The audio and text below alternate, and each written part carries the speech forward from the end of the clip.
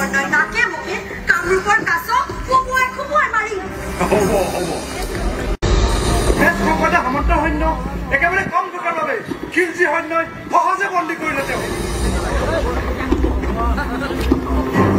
বন্দী হল ইয়াৰ পাছত তাৰমানে আমি মহাৰাজ মদনক ঢোল বজাবলৈ আদেশ দিয়ক দেৱী মাক জগাই তোলক বিৰুবালা বাসৱী ৰম্ভা মাত মাত বাথক মাত কামৰূপৰ মাটি নদী পাহাৰ বতাহ কঁপি উঠক মাত বাথক মাত অখিলেময় পৰ্বতৰ সেই বুকুত আমাৰ দেৱালয় আহক আমি আটাই তালৈ যাওঁ আজি বাথৌ লাগিব এই স্বামীহঁত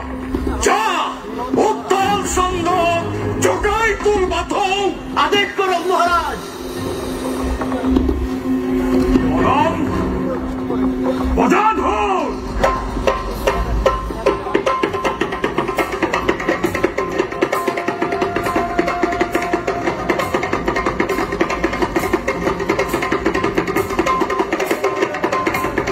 প্ৰজ্ঞাৰ এই বছৰৰ বলিষ্ঠ নিবেদন